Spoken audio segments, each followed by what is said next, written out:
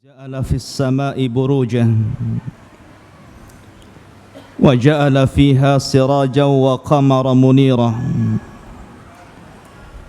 وجعل الليل والنهار خلفة لمن أراد أن يذكر أو أراد شكورا نحمده سبحانه ونتوكل عليه ونعوذ بالله من شرور أنفسنا وسيئات أعمالنا من يهده الله فهو المهتد ومن يضلل فلن تجد له وليا مرشدا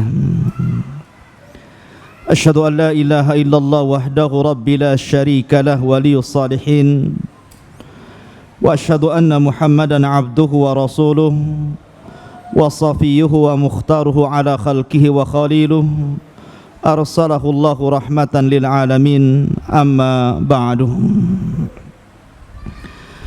Ma'asyiral muslimin, jamaah sekalian yang dirahmati Allah Subhanahu wa taala. Insyaallah pada malam hari ini kita akan mengkaji sebuah tema yang cukup menarik untuk kita kaji, yakni mendulang pahala di bulan Dzulhijjah. Ma'asyiral muslimin rahimani wa rahimakumullah. Kita tahu bahwa Allah Subhanahu wa taala telah menciptakan di antara makhluknya lebih utama daripada yang lainnya. Seperti Allah Subhanahu wa taala menciptakan ada bulan-bulan tertentu yang lebih utama daripada bulan-bulan yang lainnya. Atau Allah Subhanahu wa taala menciptakan hari-hari yang lebih utama daripada hari-hari yang lainnya. Atau Allah Subhanahu wa taala memerintahkan sebuah amalan yang lebih hebat daripada amalan-amalan yang lainnya.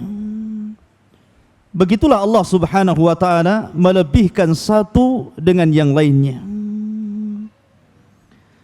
Salah satu bulan yang Allah Subhanahu wa taala lebihkan daripada bulan-bulan yang lainnya adalah bulan Dzulqa'dah. Dan ini sebagaimana hadis Nabi sallallahu alaihi wasallam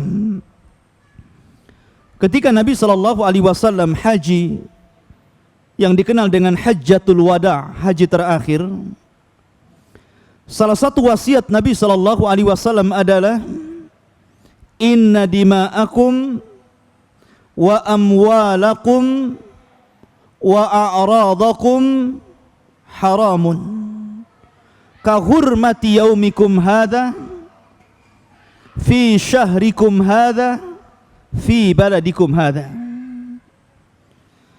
Kata Nabi SAW, sesungguhnya darah-darah kalian, harta benda kalian, kehormatan kalian terjaga dalam Islam sebagaimana terjaganya hari kalian hari ini, yakni hari Arafah, sebagaimana terjaganya bulan kalian, yakni bulan Dzulhijjah, dan sebagaimana terjaganya negeri ini, yakni negeri Mekkah Al-Mukarramah.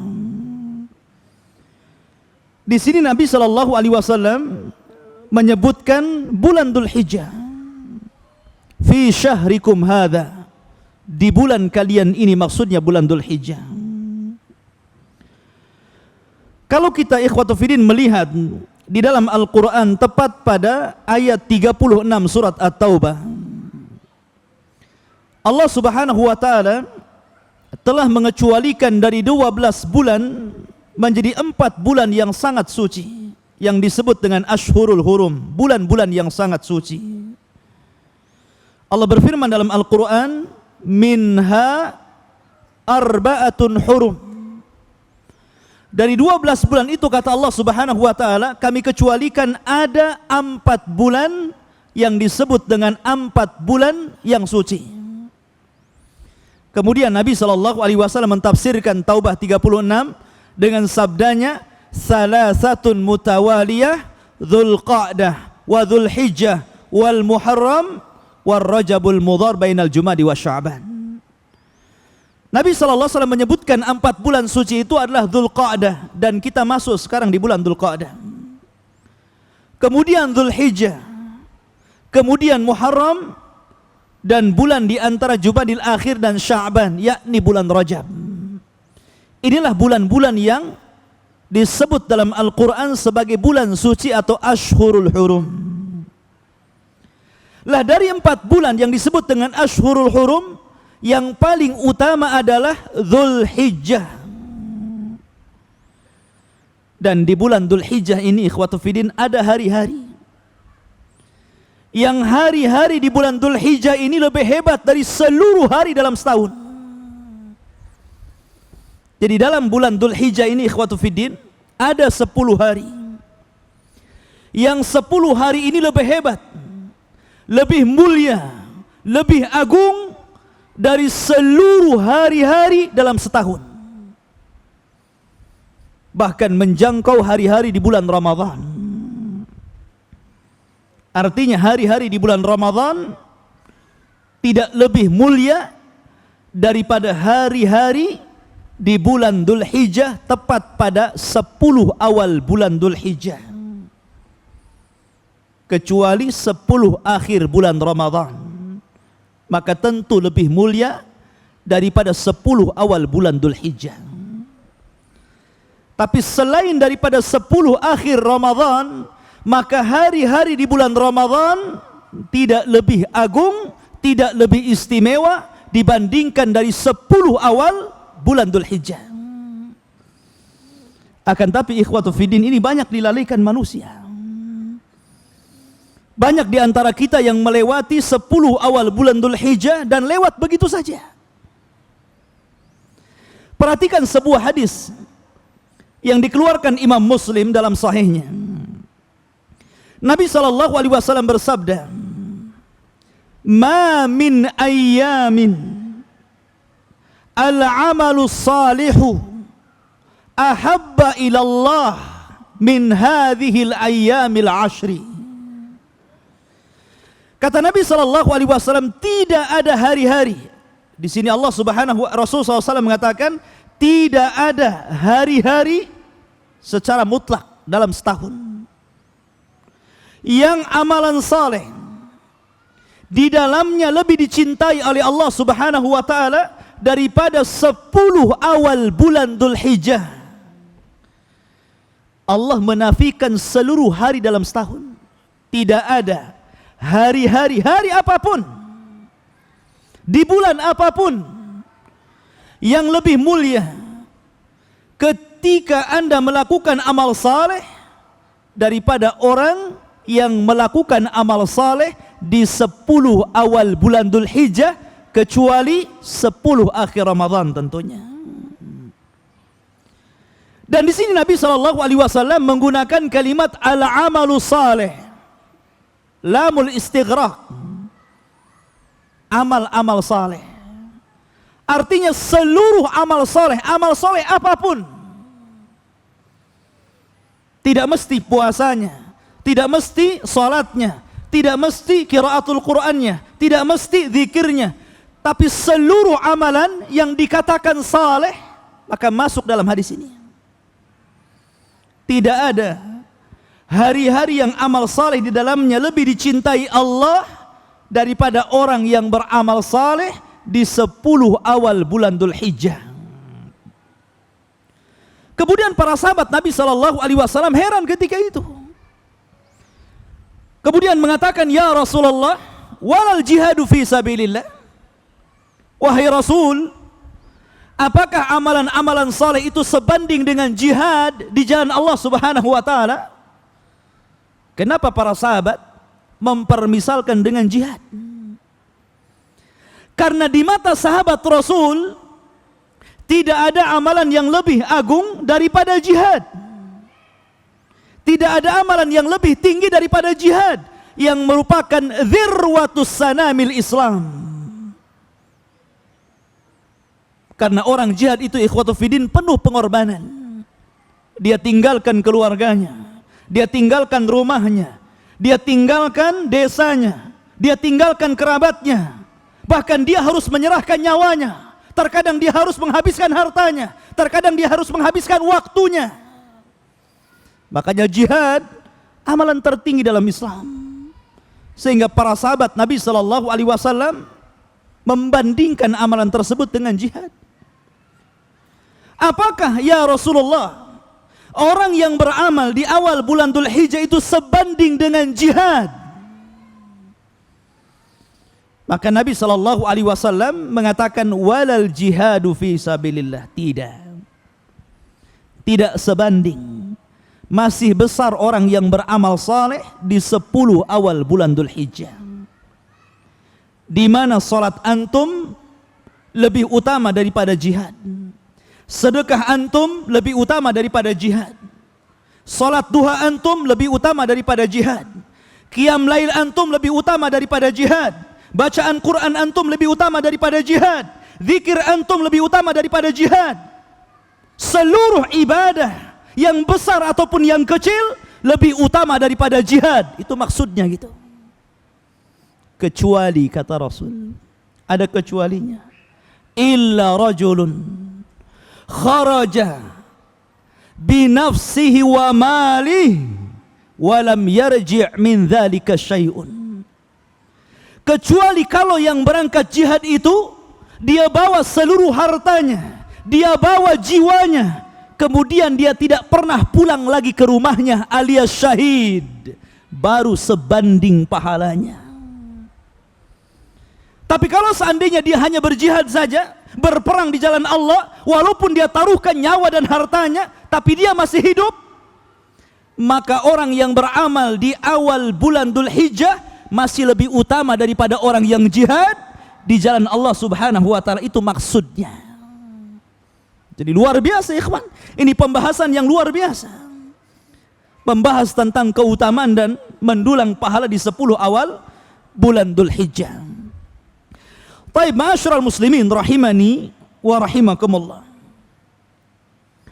Karena agungnya 10 awal bulan Dzulhijjah, kita bisa melihat sejarah para salafun saleh, sejarah para sahabat Rasul, bagaimana mereka memperlakukan 10 awal bulan Dzulhijjah. Diriwayatkan dari Sa'id ibnu Zubair, Sa'id ibnu Zubair yang banyak meriwayatkan hadis dari Abdullah bin Abbas radhiyallahu anhuma. Dijelaskan Sa'id ibnu Zubair ini idza dakhala al-ashra ilaihi ijtahada ijtihadan hatta ma yaqadu ahadun an yasilahu.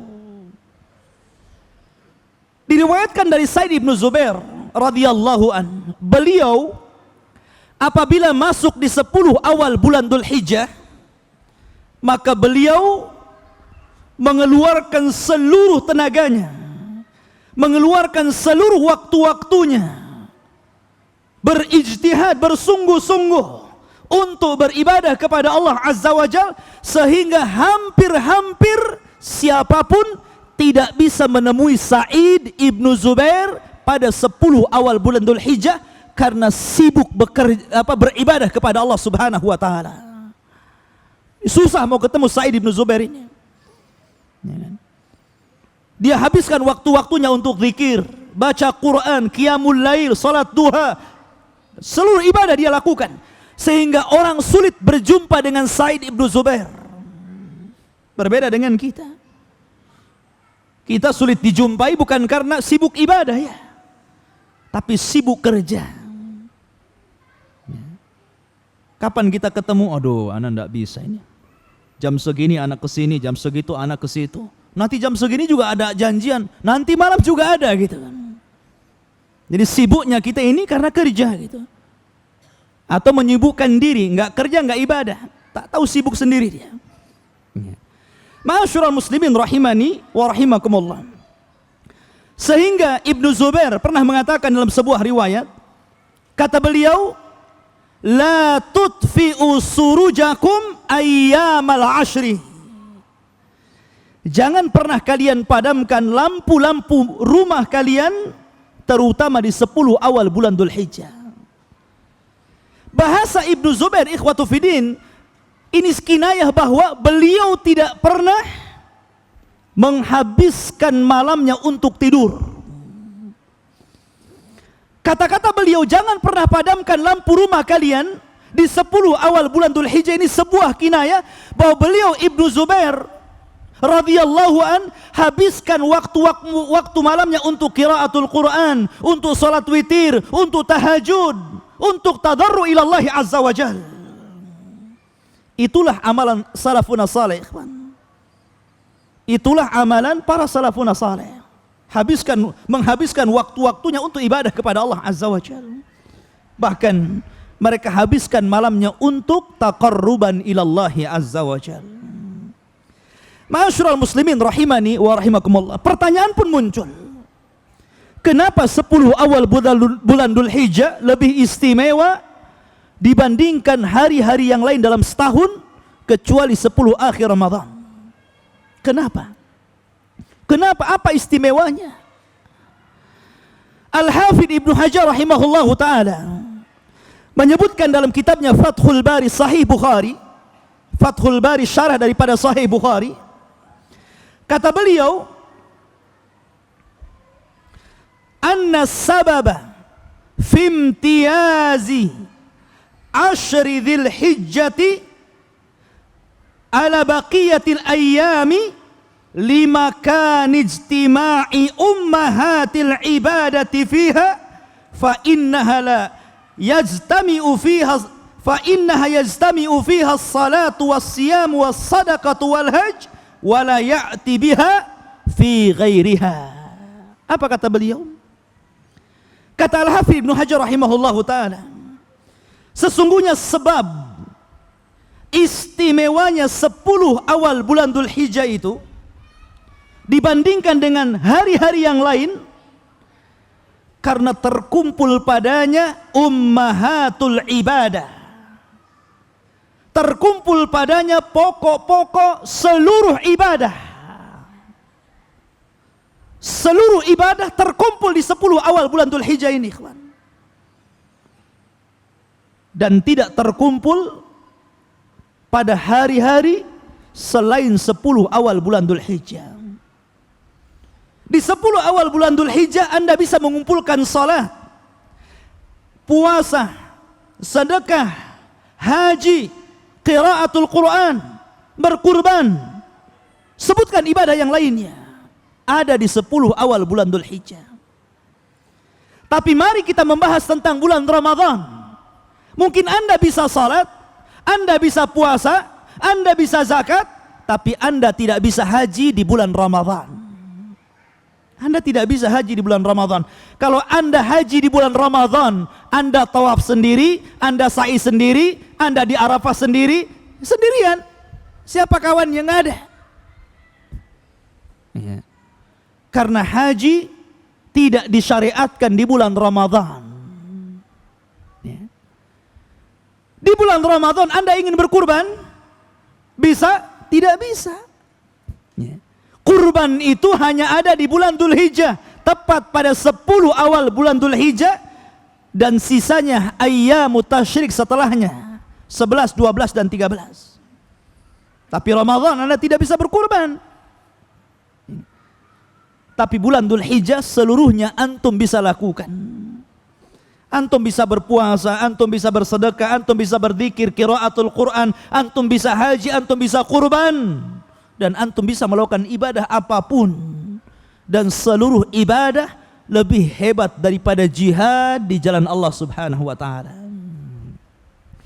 Ma'asyiral muslimin, bahkan ada sebuah riwayat yang luar biasa yang diriwayatkan oleh Ibnu Umar radhiyallahu an, ruwiya an Ibni Umar bi isnadin fihi maqal.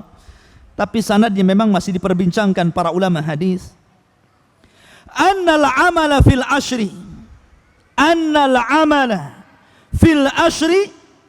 ya'dil al amala sanatan kamilah.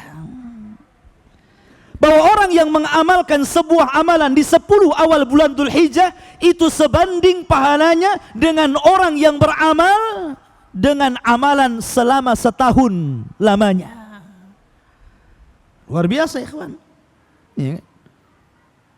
Beliau Ibnu Umar radhiyallahu anhu mengatakan bahwa orang yang beramal saleh di 10 awal bulan Dzulhijjah sama sebanding dengan yang beramal selama setahun dan antum habiskan untuk ibadah. Ma'asyiral muslimin rahimani wa rahimakumullah.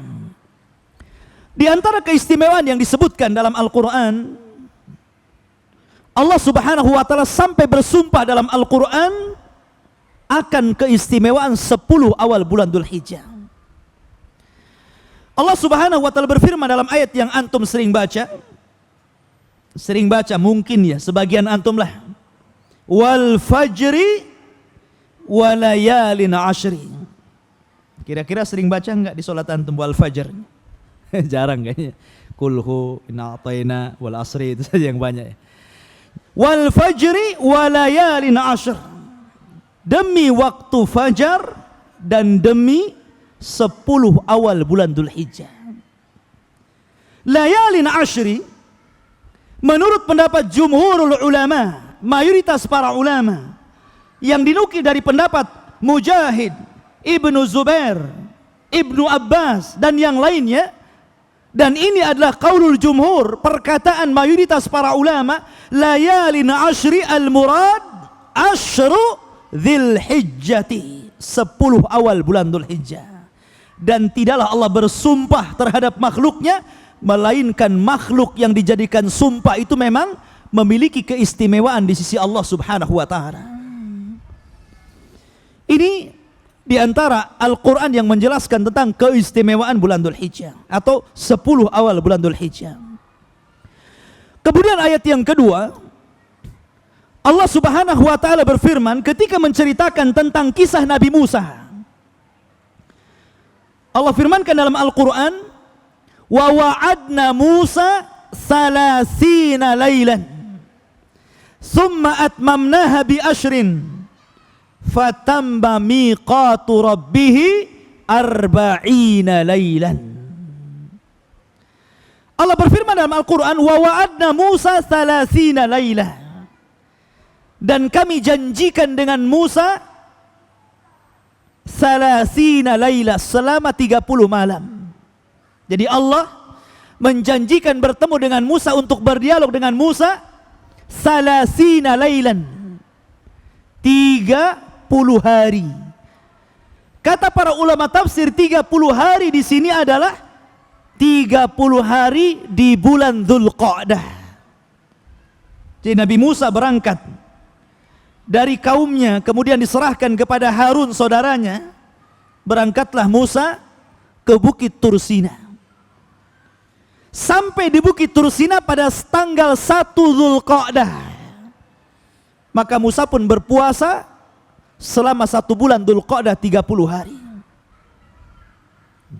Setelah 30 hari Musa berpuasa, maka di malam hari ke-30 Nabi Musa alaihi salatu wasalam berusaha untuk membersihkan mulutnya dengan siwak. Karena khawatir kalau seandainya mulutnya bau sementara dia hendak berdialog dengan Allah Subhanahu wa taala. Maka diambilnya kayu siwak, kemudian bersiwak. Maka Allah Subhanahu wa taala berfirman kepada Musa, "Ya Musa, inna fammas saim atyab indallah min rihil misk." Wahai Musa, bau mulutnya orang yang berpuasa itu lebih harum di sisi Allah daripada minyak kasturi. Jadi bukan itu, bukan dengan siwak itu menjadikan mulutnya harum, tidak. Justru dengan sebab puasa itulah yang menjadikan mulut kita harum di sisi Allah Subhanahu wa taala, walaupun di sisi manusia sesuai yang Anda makan ketika sahur. Tapi di sisi Allah harumnya melewati minyak kasturi. Maka Allah memerintahkan Musa untuk menggenapkan 40 hari. Maka Musa pun berpuasa 10 hari lagi. Dan 10 hari ini masuk di bulan Dzulhijjah. Karena Musa puasa pada tanggal 1 Dzulqa'dah. sampai akhir bulan Dzulqa'dah 30 hari. Setelah 30 hari Allah katakan summa atmamnahu bi asyrin, maka kami perintahkan kepada Musa untuk menyempurnakan 30 itu menjadi 40 dengan menambah 10. Kata para ulama tafsir bahwa 10 hari penyempurna puasa Musa adalah 10 awal bulan Dzulhijjah. Karena di akhir 10 awal bulan Dzulhijjah yang merupakan Yaumul Hajjil Akbar, Musa berdialog dengan Allah Subhanahu wa ta'ala, wa adhanum minallahi wa rasulihi ilan nas yaumal hajjil akbar.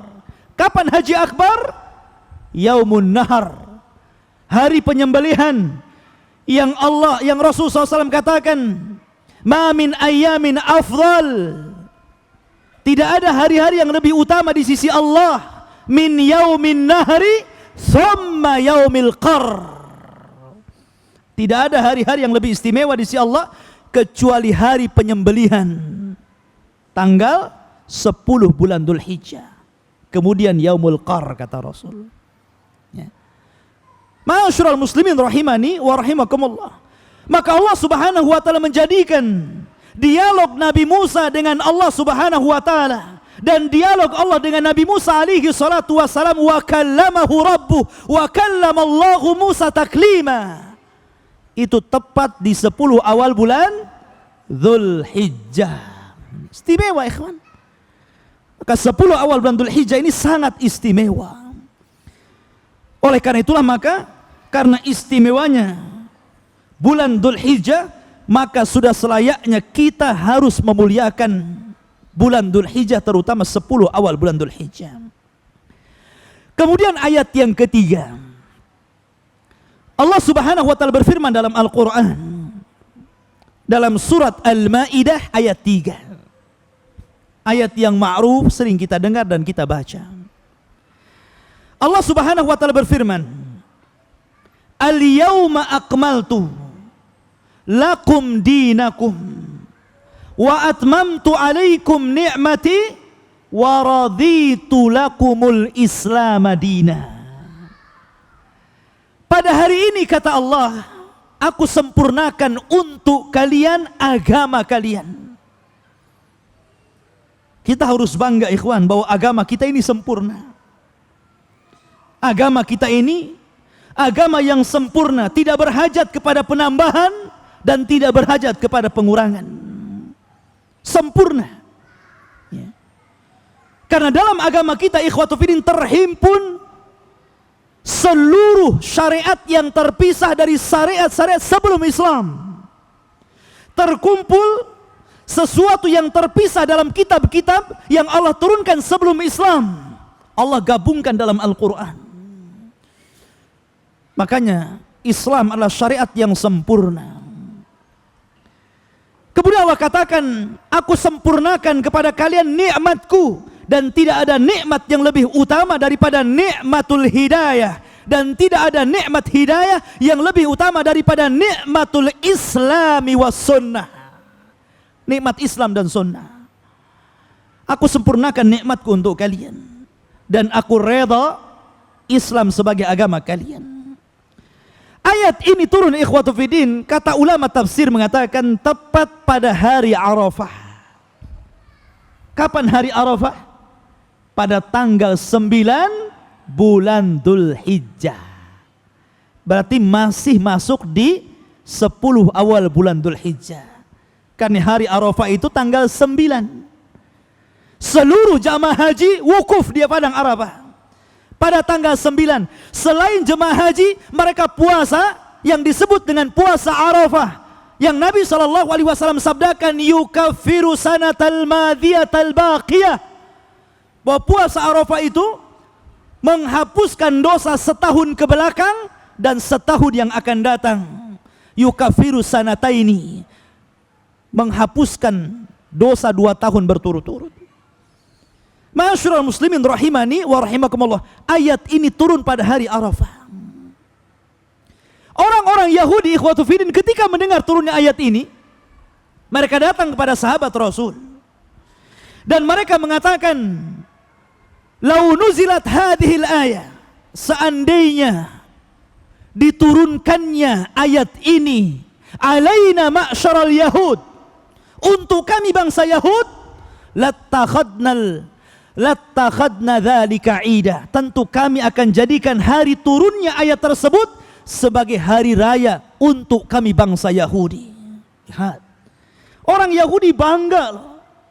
Seandainya ayat kesempurnaan Islam yang turun kepada umat Islam itu turun kepada bangsa Yahudi, maka Yahudi akan berbangga, akan menjadikan turunnya ayat itu sebagai hari raya mereka. Kalau Yahudi bisa bangga, kenapa umat Islam tidak bangga? Kenapa banyak umat Islam tidak bangga dengan kesempurnaan Islam, sehingga mereka masih saja mengadakan pengurangan dan penambahan di dalam Islam ini? Maka mana kebanggaan kalian terhadap surat Al-Maidah ayat 3 ini? Maka ayat ini turun tepat pada 10 awal bulan Dzulhijjah, tepatnya lagi pada tanggal 9 Yaumul Arafah, di hari Arafah. Ma'asyiral muslimin rahimani wa rahimakumullah. Bahkan kalau kita cerita Arafah, maka Allah Subhanahu wa ta'ala ketika membebaskan hamba-hambanya dari api neraka tidak lebih banyak dibandingkan Allah membebaskan hambanya di hari Arafah. Memang Allah setiap malam membebaskan hamba-hambanya dari neraka di bulan Ramadan, tapi di hari Arafah Allah lebih banyak lagi membebaskan hamba-hambanya dari api neraka dibandingkan di hari-hari yang lainnya. Bahkan Allah Subhanahu wa ta'ala berbangga dengan banyaknya manusia ribuan yang sedang wukuf di padang Arafah, kemudian mengatakan, ya malaikati, ashhidu ya malaikati anni qad ghafartu lahum. Saksikanlah wahai malaikatku, sesungguhnya aku telah ampuni seluruh manusia yang ada di padang Arafah. Lihat bagaimana Allah Subhanahu wa ta'ala berbangga di hadapan malaikatnya bagi orang-orang yang wukuf di padang Arafah. Beruntunglah orang-orang yang Allah berikan rizki kemudian bisa berangkat haji ke sana. Ma'asyiral muslimin rahimani wa rahimakumullah. Bahkan lebih hebat lagi, Al-Imam Malik meriwayatkan dalam kitabnya Muwatta, kitab yang sungguh luar biasa, kitab yang dahulunya sebelum lahir Imam Bukhari adalah kitab tersahih setelah Al-Quranul Karim. Bahkan pernah suatu ketika khalifah meminta kepada Imam Malik untuk dijadikan kitab Muwatta itu kitab wajib undang-undang negara, tapi Imam Malik menolaknya. Disebutkan dalam kitab Muwatta, ma min yaumin ma ru'ya syaitanu yauman huwa fihi asghar wala ahqar minhu fi yaumil arafah illa ma ru'ya yauma badrin. Kata Nabi SAW, tidak ada sebuah hari yang dilihatnya syaitan pada hari itu lebih hina, lebih rendah dibandingkan di hari Arafah. Setan terhina dan merasa rendah. Kenapa? Karena di hari itu turun rahmat Allah kepada seluruh penduduk Arafah. Allah ampuni mereka semuanya, sehingga syaitan merasa terhina di situ. Kecuali ketika tragedi perang Badar, maka setan lebih hina lagi karena Jibril turun dan memimpin pasukan malaikat. Ma'asyiral muslimin rahimani wa rahimakumullah. Yang jelas bahwa ada amalan-amalan yang perlu kita lakukan ketika kita sampai di 10 awal bulan Dzulhijjah, tepatnya di 10 awal bulan Dzulhijjah tanggal 1 sampai tanggal 10. Yang pertama, kita diperintahkan untuk banyak berpuasa. Sebagian para ulama berselisih pendapat tentang puasa tanggal 1 sampai tanggal 9. Karena ada dua riwayat yang saling bertentangan. Pertama, riwayat Aisyah radhiyallahu anha yang mengatakan, "Ma ra'aitun nabiyya sallallahu alaihi wasallam as-sauma fil ashriqat." Kata Aisyah radhiyallahu an, aku tidak pernah melihat Nabi sallallahu alaihi wasallam berpuasa selama 10 hari di 10 awal bulan Dzulhijjah. Tapi riwayat yang lain yang datang dari Hafsah, Hafsah sama-sama istri Nabi. Aisyah istri Nabi, Hafsah juga istri Nabi. Hafsah mengatakan, "Ma ra'aitun nabiyya sallallahu alaihi wasallam muftiran fil ashri qat." Aku tidak pernah melihat Nabi sallallahu alaihi wasallam membatalkan puasanya di 10 awal bulan Dzulhijjah. Yang satu mengatakan aku tidak pernah melihat berpuasa, yang satu mengatakan aku tidak pernah melihat membatalkan puasa. Sama-sama istri Nabi. Ya kan? Lalu mana yang kita pilih? Ya. Maka sebagian para ulama hendak menggabungkan, namanya jam'u baina adillatain. Dalam ilmu mustalahul hadis ada sebuah kaidah yang mengatakan jam'u baina adillataini aula min tarki ahadihima. Menggabungkan dua dalil yang saling bertentangan itu lebih utama daripada membuang salah satunya, karena semua sahih dari Nabi. Maka cara menggabungkannya, mungkin Aisyah radhiyallahu anha melihat Nabi sallallahu alaihi wasallam tidak berpuasa ketika giliran dia. Mungkin Nabi ketika giliran Aisyah dia tidak puasa. Ya. Artinya itu sepengetahuan Aisyah, sebagaimana yang Aisyah lihat di rumahnya, bahwa Nabi SAW tidak puasa di 10 awal bulan Dzulhijjah. Begitu juga pendapat Hafsah yang mengatakan aku tidak melihat Rasulullah SAW membatalkan puasanya di 10 awal bulan Dzulhijjah. Mungkin ketika giliran Hafsah Rasul puasa. Maka yang satu dibawa kepada pengetahuan Aisyah, yang satu dibawa kepada sepengetahuan Hafsah. Maka kemudian para ulama mengatakan Anda boleh berpuasa secara penuh, Anda boleh berpuasa sebagiannya, atau Anda juga tidak mengapa tidak puasa kalau Anda tidak menyayangkan dengan 10 awal bulan Dzulhijjah ini yang banyak keistimewaannya. Jadi boleh tiga-tiganya. Boleh puasa penuh, boleh puasa sebagiannya, atau mungkin boleh puasa tanggal 9 bulan Dzulhijjah saja. Ma'asyiral muslimin rahimani wa rahimakumullah. Apalagi kalau kita bicara tentang keutamaan puasa secara umum sudah banyak sekali. Kita tidak ada majal untuk menerangkan pada malam ini karena singkatnya waktu. Kemudian apa yang harus kita amalkan pada 10 awal bulan Dzulhijjah yang kedua? Musabaqatul khairat. Berlomba-lomba dalam kebaikan, ikhwan. Berlomba-lomba dalam kebaikan.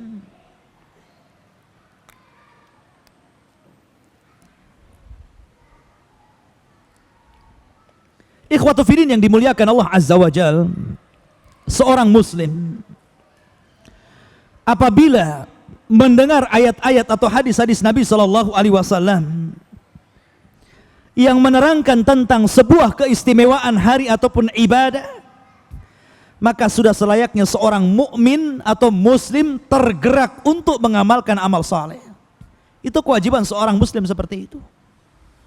Mestinya kalau seorang muslim mendengar bahwa tidak ada hari-hari yang amal saleh di dalamnya lebih dicintai Allah Subhanahu wa taala daripada 10 awal bulan Dzulhijjah, mestinya tergerak hatinya untuk beramal saleh ketika sampai pada waktunya.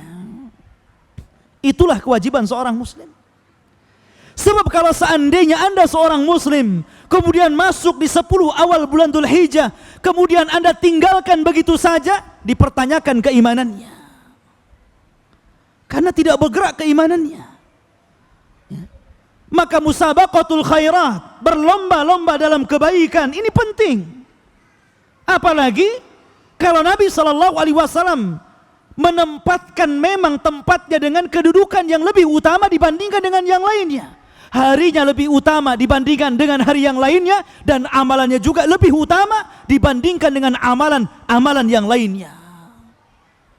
Harinya lebih utama karena tidak ada hari yang lebih baik dibandingkan dengan hari-hari 10 awal bulan Dzulhijjah. Amalannya juga lebih utama karena setiap amalan lebih tinggi pahalanya dibandingkan dengan jihad. Itu masalahnya. Jadi kalau antum masuk di 10 awal bulan Dzulhijjah, kemudian antum membaca Al-Quran, apalagi antum punya jadwal gitu kan, 1 hari 3 juz, berarti 10 hari sudah habis. Sudah habis juznya. Artinya bahwa ketika antum membaca Al-Quran, berarti pahala Al-Quran yang antum baca itu membandingi pahala orang yang sedang berperang. Seandainya di belahan dunia sana ada orang yang sedang membela hartanya, membela negaranya, membela keluarganya, menaruhkan nyawanya, mengangkat senjatanya untuk melawan orang-orang kufar. Kemudian antum di sini baca Quran di 10 awal bulan Dzulhijjah, maka bacaan Quran Anda masih lebih baik pahalanya daripada orang yang jihad di sana. Tapi dilakukan di 10 awal bulan Dzulhijjah. Kalau antum sedekah, antum keluarkan harta ini di 10 awal Dzulhijjah, mana masjid yang belum layak untuk disumbang, antum sumbang. Mana anak-anak fakir miskin yang layak untuk disumbang, antum sumbang.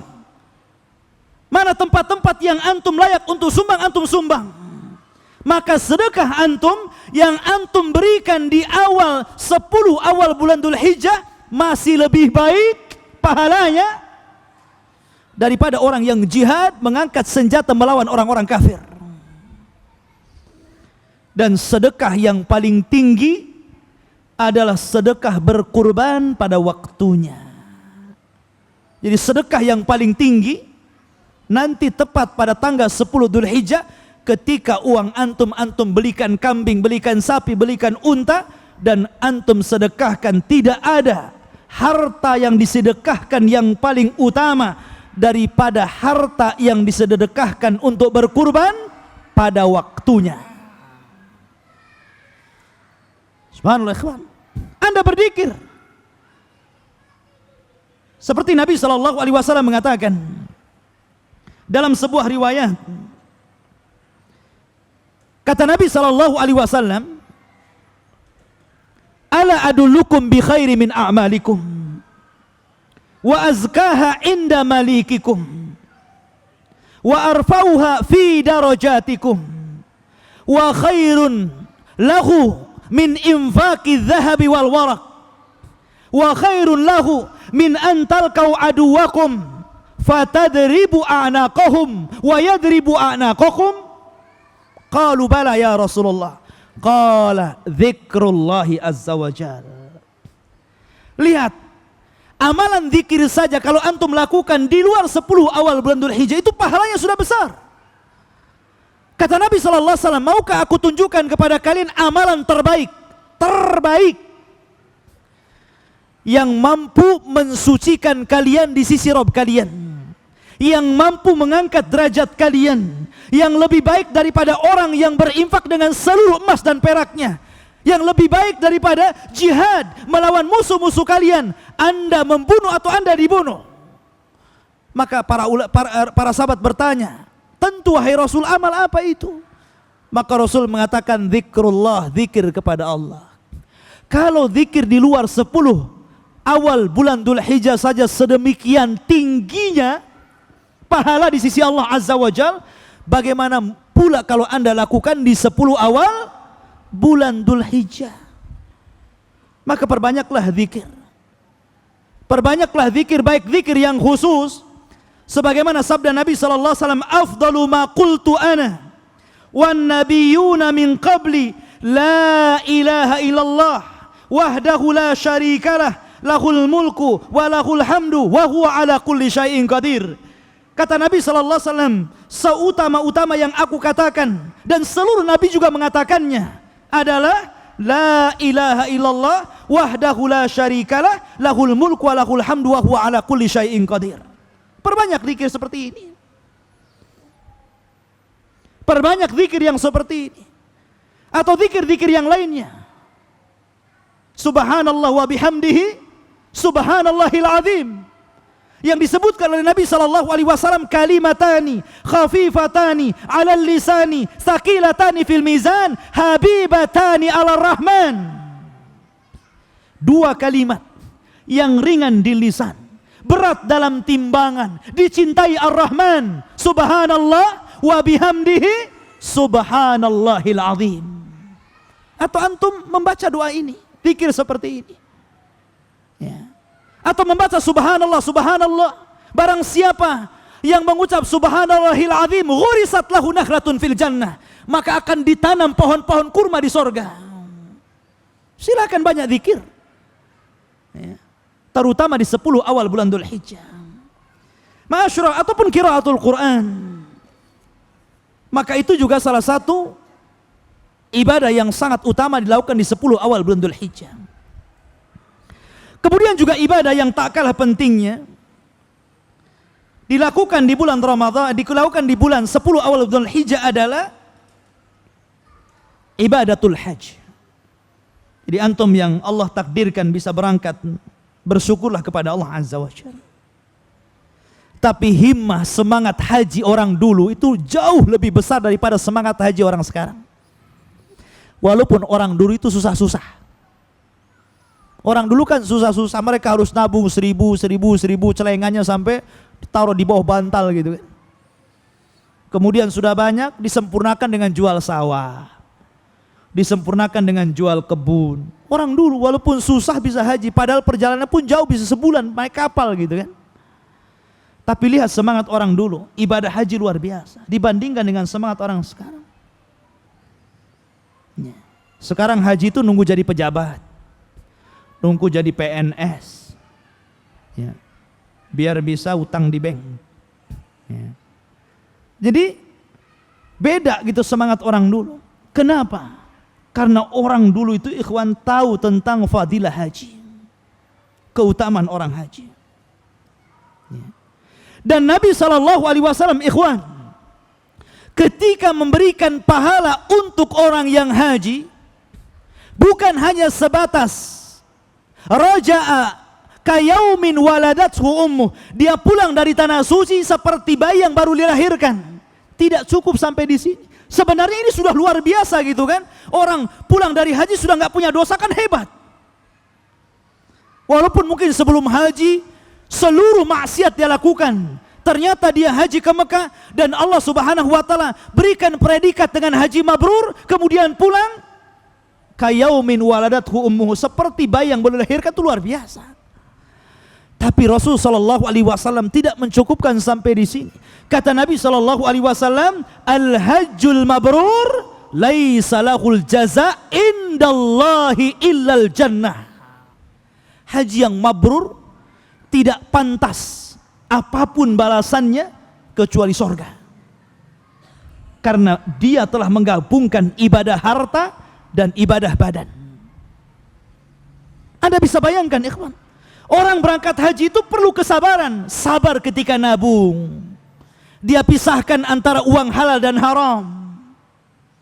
Ada orang haji itu nunggu korupsi. Nanti kalau sudah dapat ini, nunggu uang sogokan, nunggu proyek-proyek yang gak jelas gitu kan. Harus sabar, kita harus pisahkan. Kita ke sana itu taruhannya nyawa ikhwan. Maka pisahkan, kita harus sabar memisahkan mana yang halal, mana yang haram. Kemudian juga sabar dalam perjalanannya. Sabar ketika antum belajar manasik haji, sampai di sana juga harus sabar. Karena memang ibadah haji ini ibadah jihad.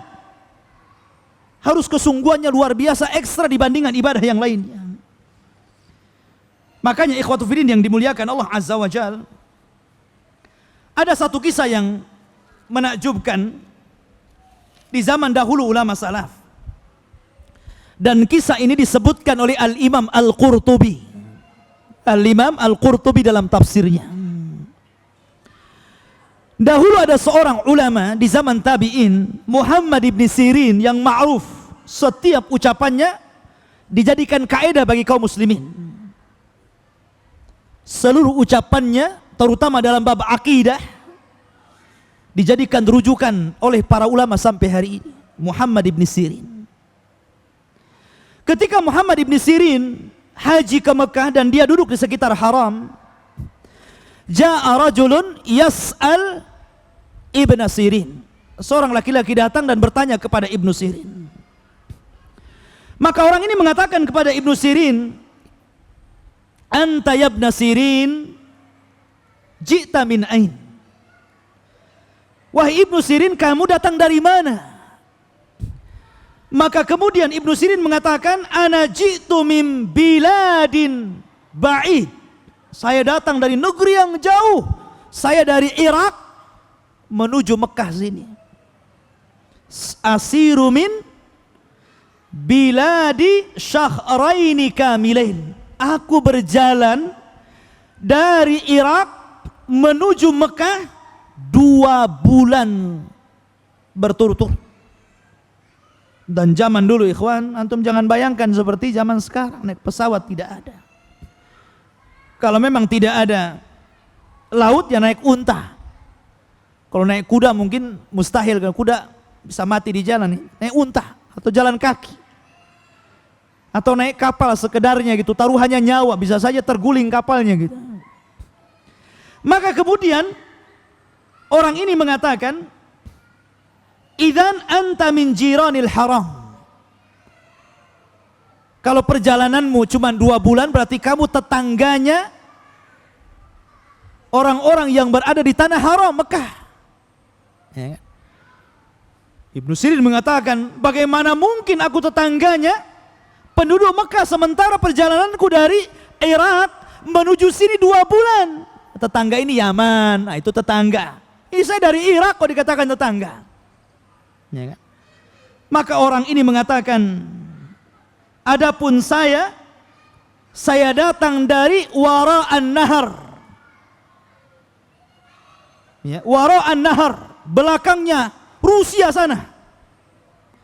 Dan aku berangkat dari tempatku sampai di sini khamsu sinin, selama 5 tahun baru sampai sini. Bayangkan, 5 tahun khamsu sinin. Dia berjalan dari negerinya menuju Mekah 5 tahun baru sampai. Ya zaman dulu wajar, zaman tabi'in generasi ketiga gitu kan. Nggak ada pesawat, nggak ada bus gitu. Belum lagi dilintasi dengan lautan, dengan sungai, dengan gunung, dengan bukit, dengan lembah. Ya wajar, 5 tahun baru sampai Mekah gitu kan. Kalau antum melihat gitu kan, dengan susah payahnya orang dulu berjalan untuk haji gitu, sementara orang sekarang enak-enakan, subhanallah. Mana jihadnya? Bahkan orang sekarang ini subhanallah, terkadang bawa uang banyak-banyak gitu. Sampai di sana beli kamera besar-besar, kemudian selfie gitu kan. Kemudian di-upload di Facebook, kasih tahu kawan-kawannya, lagi foto di Hajar Aswad. Lagi muluk makam Ibrahim, lihat, lagi haji saya. Ya. Sekarang aneh. Aneh tapi nyata. Padahal Nabi SAW ketika beliau berhaji, dia mengatakan apa? Labbaik Allahumma labbaik, labbaik la syarika laka labbaik. Aku penuhi panggilanmu ya Rabb. Di sini panggilan tauhid yang tidak ada sekutu bagi Allah Azza wa Jalla. Kalau memang panggilan kita ke Mekah itu hanya Allah, berarti antum harus singkirkan seluruh makhluk selain daripada Allah Subhanahu wa taala. Karena inti ibadah haji pertama adalah mukhalifatul jahiliyah, dalam rangka menyelisihi adat-adat jahiliyah. Dahulu orang-orang jahiliyah haji-haji juga, jangan salah. Tapi hajinya mereka, talbiyahnya mereka di hadapan Ka'bah, mereka menyebut patung-patung besar mereka. Mereka menyebut-nyebut Lata, Uzza, Manat, Khubal. Maka datang Rasul menggantikan talbiyah mereka dengan talbiyatut tauhid. Labbaik Allahumma labbaik, labbaik la syarika laka labbaik. Allah ganti talbiyahnya dari talbiyah musyrikin menjadi talbiyah muwahhidin. Dahulu orang-orang jahiliyah haji sambil telanjang. Maka datang Islam, tidak boleh menampakkan aurat. Maka Nabi SAW menyuruh untuk menutup auratnya dengan 2 kain ihram. Dahulu orang-orang haji tawaf dengan cara siul-siul dan tepuk tangan. Maka sekarang diganti dengan zikir, qiraatul Quran dan doa. Ikhwatu fiddin yang dimuliakan, bagaimana mungkin kemudian ketika dia tawaf, kemudian dia selfie, ketika dia sa'i selfie lagi, ketika lempar jumroh sampai kemudian bergaya juga dia. Sebentar, mau lempar jumroh itu sebentar gitu, belum siap. La ilaha illallah. Untuk siapa haji Anda? Untuk orang di kampung? Untuk kawan-kawan Anda? Atau untuk siapa? Ya. Kalau memang haji Anda untuk Allah Subhanahu wa Ta'ala, buat apa kemudian harus pamer kepada kerabat, teman, atau seluruh dunia yang Anda upload gambarnya di situ? Mana talbiyah yang ketika haji labbaik Allahumma labbaik? Ma'asyiral muslimin rahimani, maka tujuan haji, maqasid haji itu adalah mukhalafatul jahiliyah, untuk menyelisihi orang-orang jahiliyah.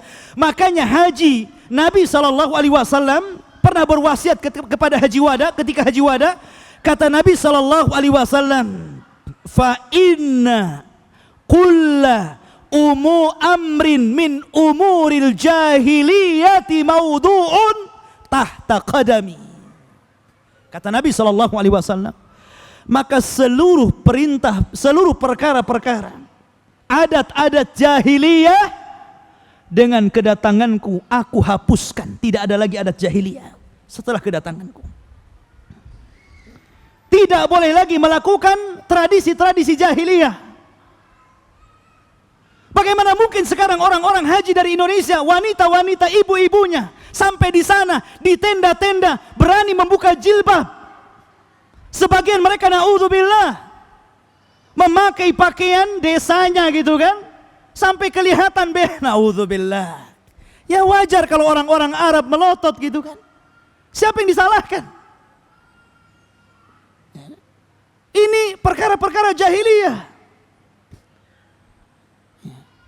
Na'udzubillah, ikhwatu fiddin yang dimuliakan Allah Azza wa Jalla. Dahulu para ulama ikhwan, kalau mereka haji, mereka gunakan haji itu kesempatan sebaik-baiknya untuk talaqi bil ulama, untuk mencari para ulama, untuk mencari orang-orang yang alim dan belajar kepada mereka. Karena memang pusat para ulama itu waktu itu di haram sampai sekarang. Seluruh orang-orang alim di penjuru dunia mereka berkumpul di tanah haram. Haji ke tanah haram. Ini kesempatan kita untuk silaturahim bersama saudara-saudara kita dari belahan penjuru dunia. Menemui orang-orang alim, menemui para ulama, belajar kepada mereka. Kapan lagi berkumpul dengan mereka kecuali di ibadah haji? Kalau antum undang mereka ke rumah belum tentu mau. Tapi kita bisa berkumpul di satu tempat tanpa diundang. Mereka terundang dengan undangan Allah Subhanahu wa Ta'ala. Makanya Umar bin Khattab radhiyallahu an ketika haji selalu mencari seorang khairu tabi'in, tabi'in terbaik, afdalu tabi'in, seutama-utama tabi'in yang berasal dari tanah Yaman. Setiap ada rombongan dari Yaman, maka Umar pun berteriak kepada mereka, afikum Uwais, afikum Uwais. Siapa di antara kalian yang bernama Uwais?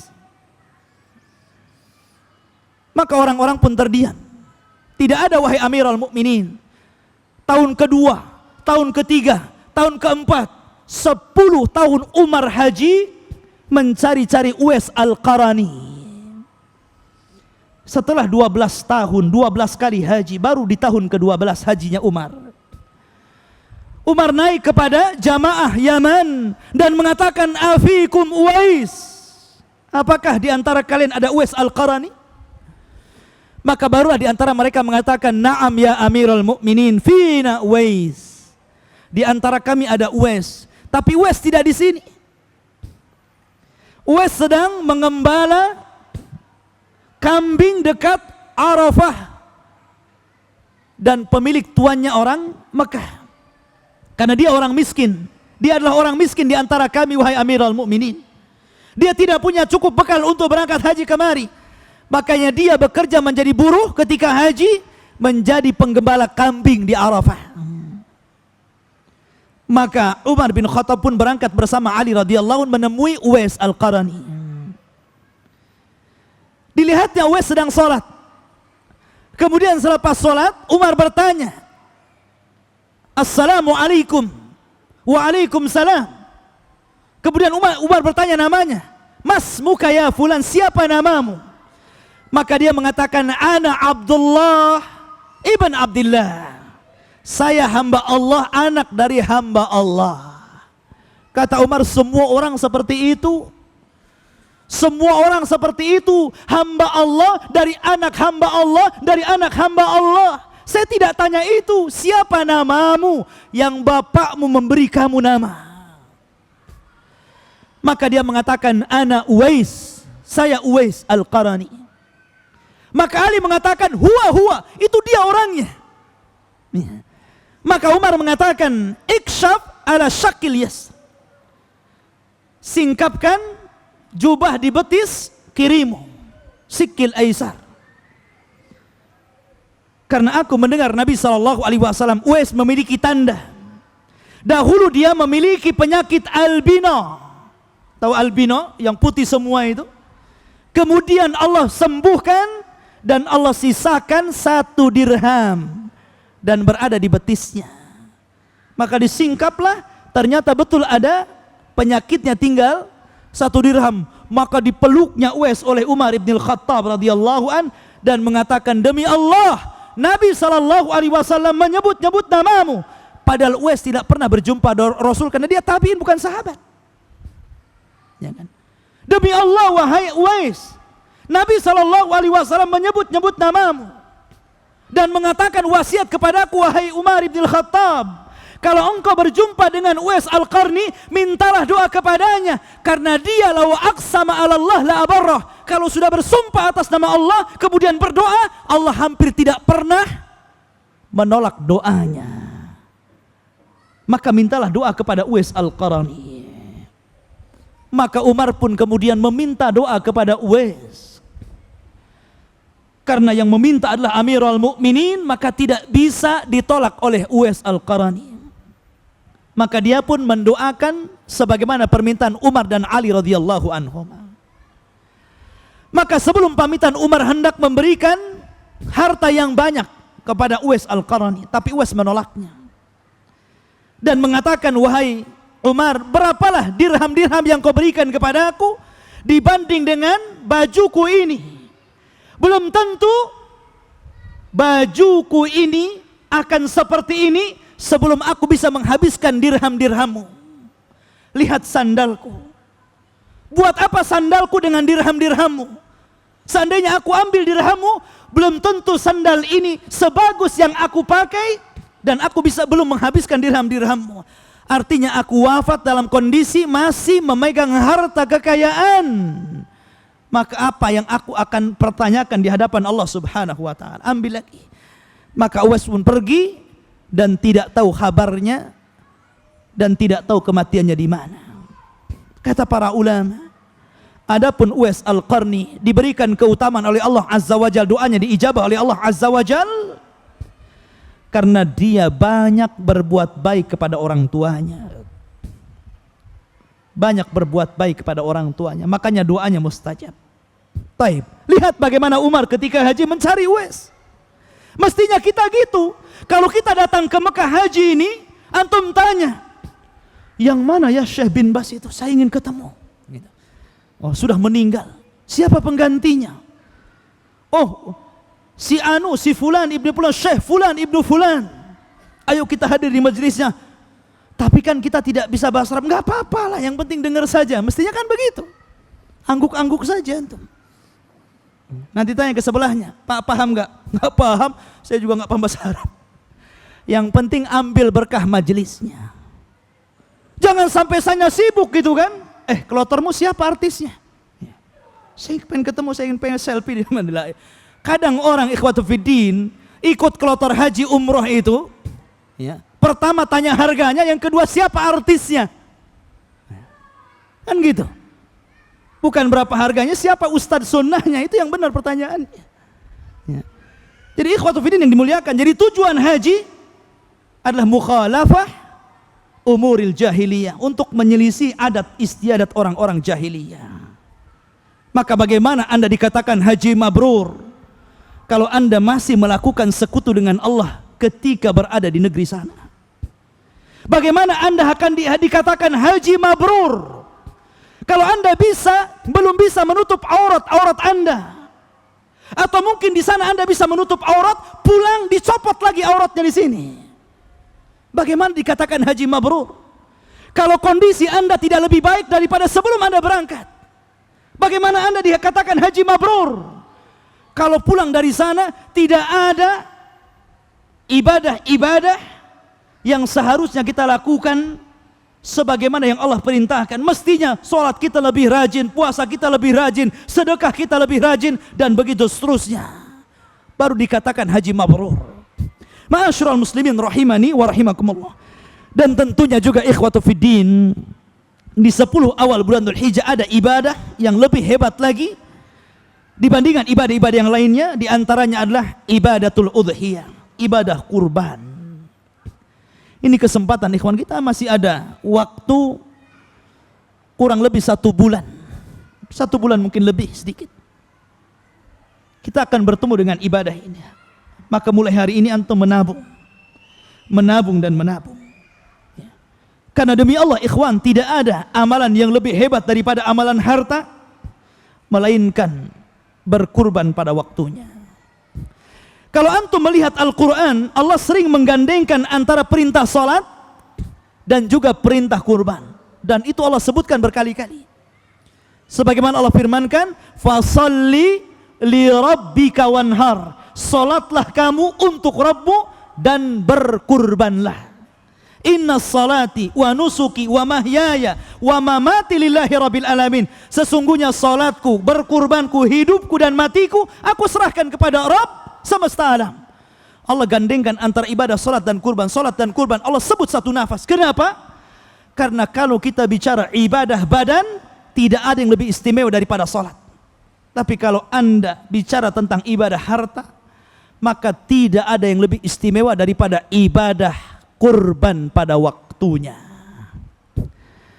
Maka berkurbanlah ikhwan, karena kurban itu mengenangkan kita kepada pengorbanan para leluhur Nabi kita Muhammad sallallahu alaihi wasallam. Makanya Rasul dalam sejarah disebut apa? Ibnu Dzabihatain, putra dari keturunan 2 manusia yang akan dikorbankan. Itu Rasul sallallahu alaihi wasallam. Pertama ayahnya Abdullah pernah akan dikorbankan.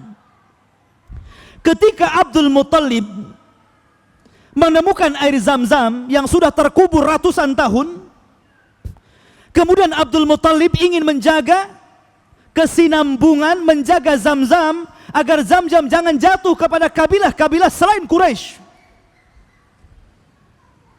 Karena Zam-Zam ini ma'un mubarak, air yang penuh dengan berkah. Maka dia berdoa kepada Allah Azza wa Jal, Allahumma in razaqani asyarata minal walad la azbahanna ihda minhum taqarruban ilaika ya Rabb.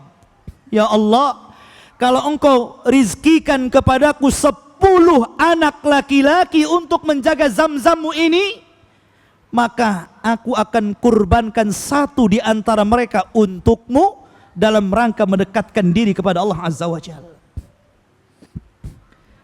maka diijabah doanya. Maka kemudian Abdul Muthalib diberikan 10 putra. Dan yang terakhir lahirlah Abdullah. Setelah lahir yang ke-10, maka Rasul mengumpulkan seluruh putra-putranya dan mengatakan, dulu aku bernadar kalau aku punya anak 10, maka aku harus sembelih salah satu di antara kalian. Kira-kira siapa di antara kalian yang mau aku sembelih? Takut kan? Kamu saja kan? Ini sembelih. Maka serempak mengatakan, kalau gitu diundi saja wahai Abi. Maka diundi, keluarlah nama Abdullah. Lah Abdullah ini ikhwan, anak kesayangan Abdul Muthalib.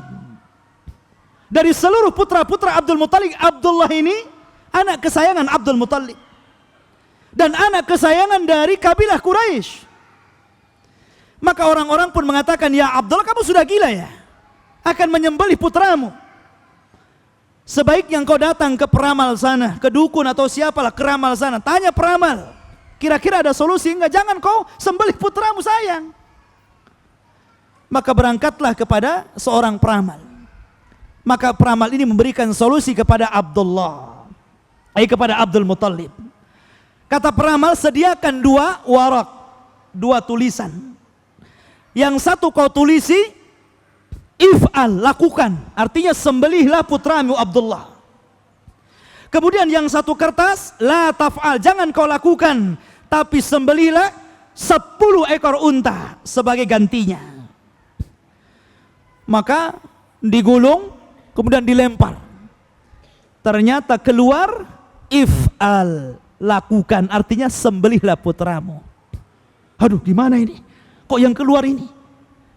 Maka akhirnya dia pasang lagi taruhan 10 unta lagi, kemudian diundi lagi, ya. Terbangkan lagi, jatuh lagi, dilihat if'al, lakukan. Halah, kok suruh nyembelih lagi, ya. Nggak terima, pasang lagi taruhan 10 lagi ekor unta, ya. Sampai 10 kali taruhan, berarti berapa? 100 ekor unta dia sudah taruhan. Yang ke-100 itulah baru kemudian kertasnya jatuh, la taf'al, jangan kau lakukan, sembelihlah unta. Maka dia menyembelih 100 ekor unta sebagai pengganti apa? Menyembelih putranya Abdullah. Dan angka 100 itu menjadi diat sampai hari ini bagi orang yang membunuh. Kalau orang dalam Islam membunuh, dibunuh kisos. Kalau tidak mau dibunuh, maka dia harus bayar diat 100 ekor unta. Ini yang pertama, Abdullah. Yang kedua, Nabiullah Ismail. Nabiullah Ismail, ikhwatu fiddin yang dimuliakan Allah Azza wa Jal, ketika abinya Ibrahim diperintah oleh Allah Azza wa Jal untuk membuktikan kesetiaan kepada Allah, maka Ibrahim dibuat mimpi dalam mimpinya, anni adzbahuka fangdur madza tara, aku menyembelihmu, bagaimana pendapatmu? Dan mimpinya seorang nabi, wahyu, perintah.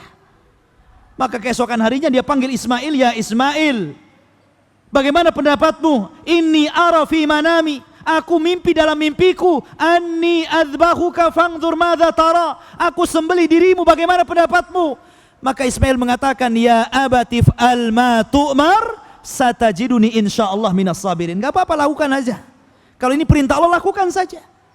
Dan engkau akan mendapati aku termasuk hambamu yang sabar. Akhirnya karena keikhlasan Ibrahim dan kesabaran Ismail, Allah ganti Ismail dengan kambing. Maka Rasul sallallahu alaihi wasallam disebut ibnu dhabihatain, putra dari keturunan manusia yang akan dikorbankan. Karena Rasul keturunan Ismail, ya, Ismail dan Abdullah.